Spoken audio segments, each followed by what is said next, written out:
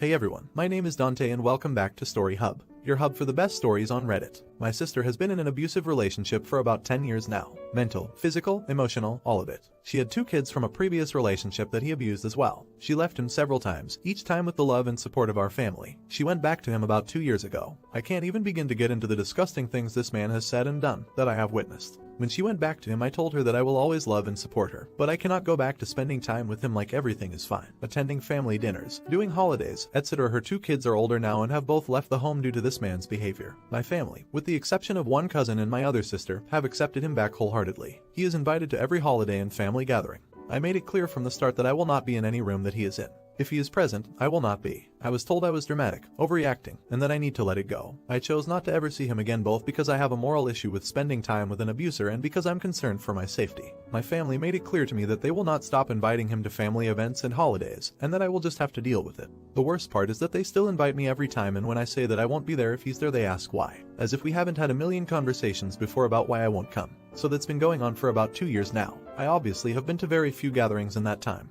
I typically have a brief visit with my parents on the day before or after a holiday when I know he won't be there. My relationship with my parents has been strained because of this, but I'm usually able to steer the conversation away from this whole situation. For further context, I live about 6 hours away and usually am only home for 2-3 days at a time every few months due to my work schedule. Last night I got a call from my dad out of the blue. He asked me what my plans were for Christmas, and I told him that I would most likely be out to see him and my mom on Boxing Day morning. He said, verbatim, "Don't bother." I was caught off guard and asked him what he was talking about. He said that I don't prioritize them, that when I come down to visit I only see them for a few hours before leaving. He said they were sick of it and that I just shouldn't bother at all. At that moment I thought to myself, okay, you want to go there, let's go there. I told him that it's quite difficult for me to come out and visit them when abuser is there, as I've told them before I won't be there if he's present. He let out this really nasty laugh and said, "Oh, so it's our fault, is it?" I said it wasn't their fault, but that they know by inviting him I won't be coming, so it shouldn't come as a surprise to them that I'm not there. He went on a spiel about how he doesn't discriminate against anyone, that anyone is welcome in his home, etc. I said that's fine, but as long as he's one of the people you're welcoming in your home, I won't be there. He said that's a little dramatic, don't you think? And I just said no. He continued on to talk about everything that he and my mother have done for me, that I'm ungrateful, and that I don't care about them.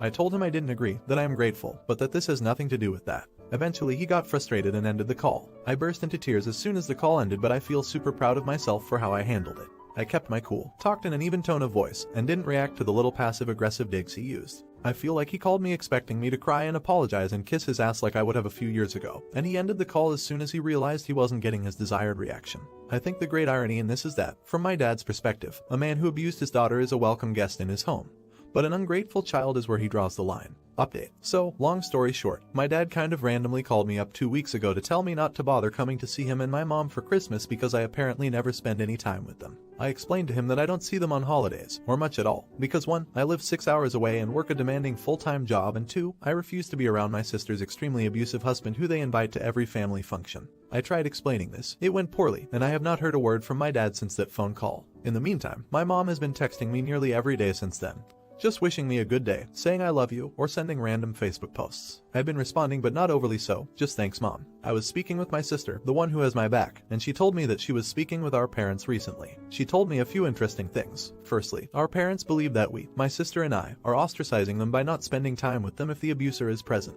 Secondly, my mom was apparently present for my dad's hurtful phone call to me, and did not know my dad was even upset until he pulled his phone out to call me. She told my sister she was shocked when he started saying what he did. BTW, my dad was not in the room when she said this. Finally, a few days ago our mom texted my sister and asked her if she would be joining me in coming to see her and my dad on Boxing Day. Now, this really confused me because, well, I was told not to bother coming, and no one has reached out to me to tell me otherwise since then. So now I'm really confused on how to deal with this situation. This is my first time really standing my ground with my parents because this is the first major issue we've had since I started putting down boundaries. I really thought one of them would have reached out to me by now, so I'm not sure what to do. On one hand, I don't want to go see them because they've made me feel horribly about myself and I think their behavior is unacceptable. On the other hand, I'm terrified that skipping seeing them entirely would cause World War III to erupt in my family. I am legitimately scared of their reaction. Above all, I want, at the very least, for my dad to acknowledge that it was not okay for him to say, do what he did. I would really appreciate some advice here. Should I call my dad? My mom? Would a text work better? What do I even say? I would love examples because I often struggle to articulate myself when I'm in the moment with them.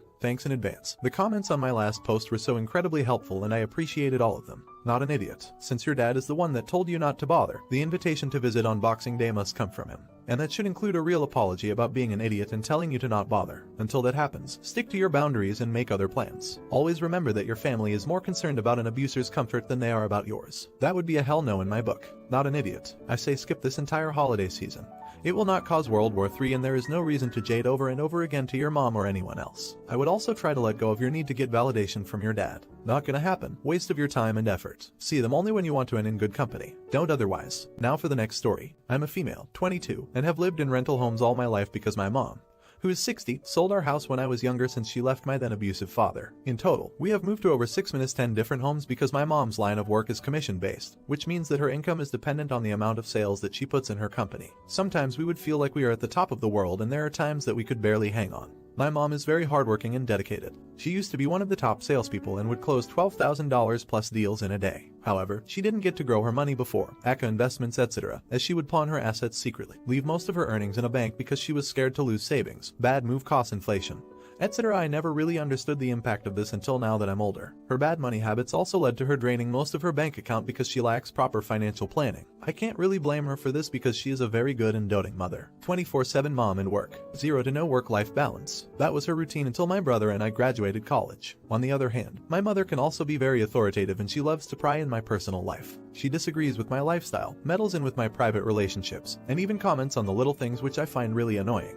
Last year, she won the bidding for a foreclosed property. She spent over $36,000, same amount of the loan, on renovations and other filing work. She put my name as the owner of the house because she didn't want it to be conjugal, as she is still married to my father on paper. She's been struggling to make ends meet ever since the pandemic. My older brother, male 30, also has the same line of work. He has a poor credit score, hates corporate jobs, so settles for gig, healthcare, real estate, independent agent jobs. This is an issue because he has no constant income that flows in. He's also in his 32nd, so I'm not sure whether I should believe him when he talks about the big plans he has in store. We also don't have a healthy relationship with each other. I've gone LC for years until he came back to live again with us this year. We don't get any support from family because my mother has severed ties a long time ago, way before we were even born. So we really are all on our own now. Since I'm a viable candidate to take out a loan to pay off our debt from a family friend, my mom has requested me to apply for a loan on her behalf. She said that she'll be able to pay it off once her sales plans succeed, which I have no idea when it will even happen. I am very worried about taking out that loan. I just feel like it isn't my responsibility at all because it wasn't my choice to push through with the deal with no plan.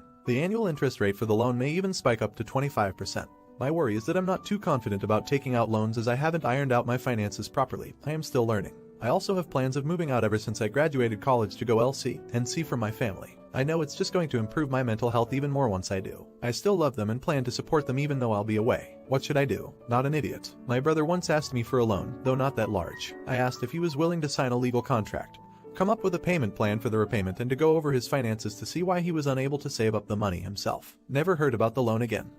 Especially if it's family, you have to protect yourself. Get legal, financial advice, discuss what her plans are and what happens if they don't pan out. Are you willing and able to repay the loan yourself if it comes to that? Not an idiot. I don't want to be an idiot, but your mother and brother do not seem like reliable people who will actually pay off the debt. They seem like fantasists who are willing to bet everything they have on ideas that will never come to pass. They are an anchor and they will drag you down until you have nothing left. Don't do it unless you protect yourself legally. Even having your name on a house you can't afford is a bad idea. My parents were like this too, and I was stuck on $30,000 in debt because I believed I had to do it. I owe them or it will all work out. It didn't, and I was responsible for paying off the debt.